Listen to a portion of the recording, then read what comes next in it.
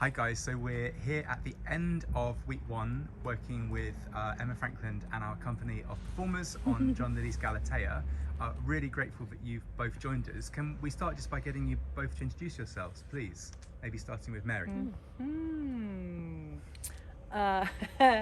So my name, is Mary, and I'm an actor. Thank you. Aneesa. Hi, so my name is Aneesa, and my sign name is Aneesa, and I sing. And can you tell us a bit about what you've been up to this week? What kind of work have you been doing? Mary? The music was written by a woman called Vicky Abbott, who's worked on the project previously, as you know, 5 years ago. Some of the text she's taken directly from the play, and some of it I think she's taken, that there are specific songs that are written, but then some of it is text taken from the play. So she wrote the music and we've learnt the music, and then we're teaching it to the others. Yeah, and actually what we're doing is kind of creating sort of semi-choral arrangements of it. So because we've got the luxury of 2 or 3 voices this week, we're harmonising everything that's been written, so it's not just one melody line, although Vicky did write several lines, but just to have that live and then to play around a little bit with the structure of the music and what's happening within that framework. Yeah. So, for example, well, interestingly, because I didn't know Mary before Monday, so it's been amazing. We both love scooping up and down the vocal range. Yeah. Very capable. So it's really nice that I'm working with an amazing singer and our other singer as well, Charmaine. Yeah. And we're all just kind of bringing our experience of voice and interpretation of the text to life through song. Yeah. And then we've been working with Emma and the rest of the company in putting those songs into context within the play, and just playing with it all.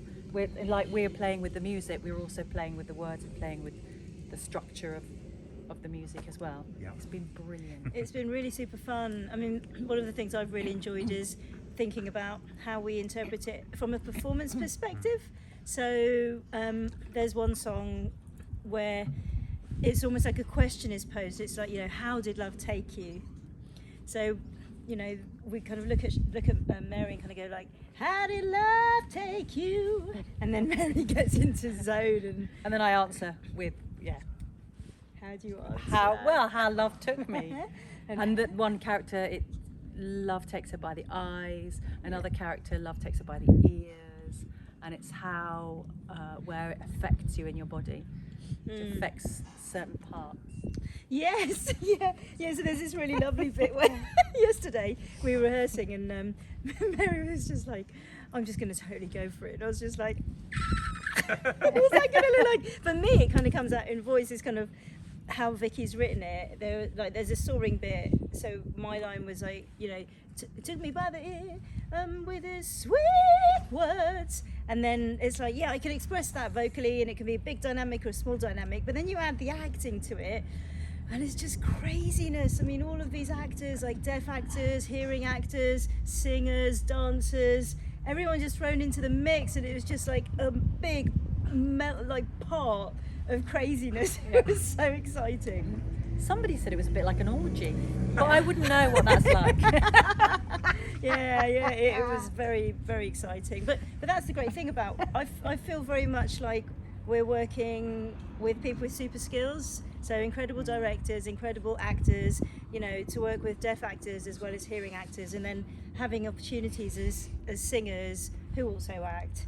To have all of this all in one space with amazing people who are doing props, and you'll be literally rehearsing something and someone around the corner is making maybe the wings for Cupid, or at the moment we've got this sort of hoop in the middle of a room on a big pole with love notes on it, and shortly this afternoon, I can tell you it because no one else is going to know about it, but myself and one of the actors, Ralph, are going to hang off blue ropes from that, and it's going to emulate the sea. So it's about hoisting it up and making it feel like it's immersive, and everything's really 3D and in the moment. So for me as a singer and a choral coach as well, choral arranger, it's really super fun. It's been really lovely working with you. Thank you. And Charmaine, obviously. And I think we're being asked to be creative, not just in the fields that we feel like we know more about, but also, you know, we've made placards, we're here on Greenham Common, so we've brought history back in, not only the history of the play, but the history of Greenham Common, and then so we've talked about protest, and then we've made our own signs and made our own placards and made our own peace camp, and it's been absolutely which is the sort of the backdrop, the set of the piece at the moment.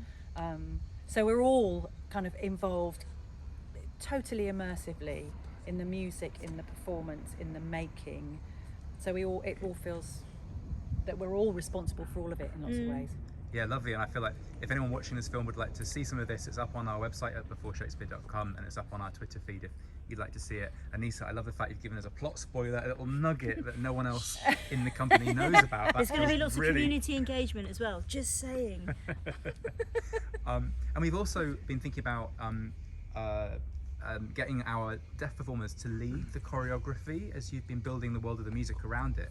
Do you mind telling us a bit about that? You've been telling us about sound and the kind of design of the world, but also you've been moving through it. How has that felt as either individually or as a group? It's been amazing actually, because normally when I work with deaf performers, it's with an interpreter and deaf people, and we often use sign supported English. So with choirs that I work with, or if I'm doing a gig, it's one dimensional and led by me as a hearing person. So here it's the other way around. So one of the songs that Mary brought to the space that's connected to Greenham Common, a protest song, was You Can't Kill the Spirit. You Can't Kill the Spirit, which 30,000 women who came to Greenham Common all sang together, you know, surrounding the very American missile base that we are located on, and held hands, and they sang a peaceful protest. So in order for that to translate into the deaf community and deaf world, we had to think from a different direction, and that was really important, to just take stock for a minute and say, you know what, yes, we could just start with the sound, but actually we're working with a community that isn't hearing, and therefore let's see how that feels, how it translates. So we started with the lyric, and then we brought action to it.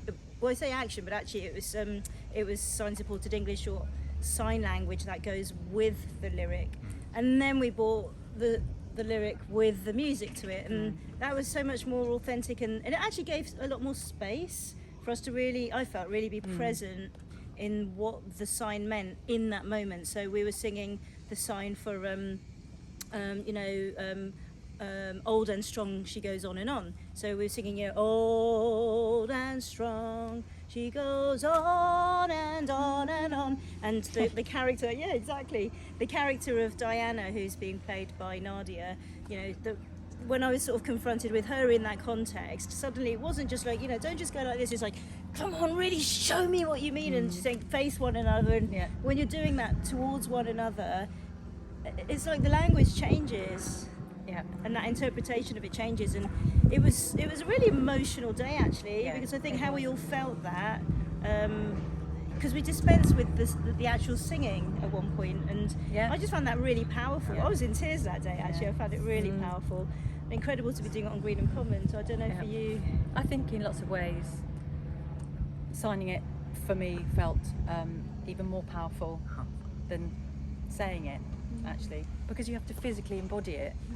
And I've never worked with deaf actors or in a deaf company before, and had certainly never worked where it's been led by the deaf actors, and Duffy the director as well, assistant director, and that's been a really massive learning curve for me. I've had to learn to shut up. It's the great joy of the work for me is that we're all leading. There's a kind of democracy in terms of how we all lead, and we all come out of our comfort zone, as you're both hinting. I'm very aware of time. You've very kindly given up time just before we go back into rehearsal. So this is my final question. I'm really interested both in John Lilly's lyrics and Vicky Abbott's music, and the different things that they both give us. compared to the rest of the play. I'll hand over to you to tell me more about that, but for me the songs often seem to say things which the rest of the play don't quite say. They seem to articulate the emotions and the stakes, the danger of this play world sometimes better perhaps than the dialogue. I don't know how you both feel about that, given that that's been the kind of core focus for you this week. Yeah, I think there are two of the songs that have got a very traditional, I think, early sort of Elizabethan style music. That was a kind of starting point for Vicky, I think. That was and then she brought her own work to it. Yeah. And so those are, and that's really interesting. And there's a, for me, there's a sense that it kind of it doesn't make it quite as earthy or feeling, because you've got a yumpy dumpy a sort of an Elizabethan style, and you're trying to say say more with your words, and yet you know, but like you say with Lily, it's all about the contras. So actually having a very sort of lyrical Elizabethan tune with gutsy words underneath, again kind of makes it more visible in some ways.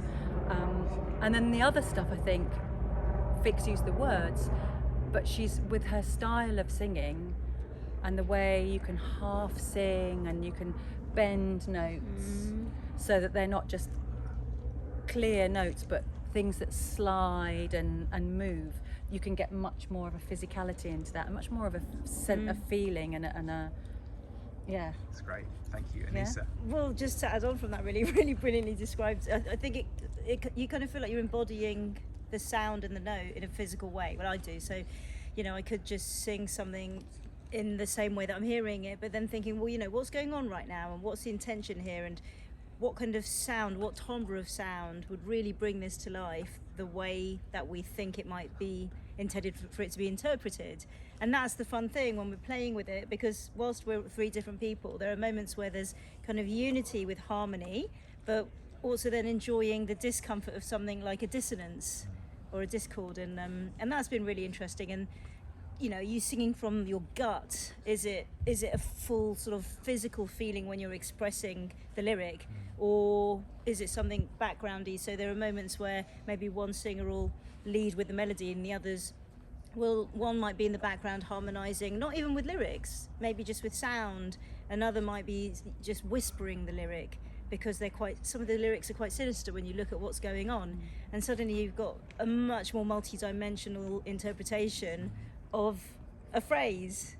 And I mean, actually, when I was sort of reading the play and just looking for where the songs came from, it's really interesting seeing, okay, right now this is what's being said, and that much of it's been interpreted into song, but now we've got more license to do something else and see what could happen, you know, if we were to involve choirs, if we were to involve local people, children, etc., etc. So from I mean, I say singing perspective, but actually it's just another sort of string to the bow almost, isn't it? There are so many dimensions for how you can interpret these amazing words from the text as prose, or just words, and then as song. Yeah. I love it. Thank you. I love the fact we come out of this thinking of Lily's lyrics as gutsy. That's a really lovely adjective that doesn't often get thrown around for Lily. But thank you both so much for your time. Thanks for having us.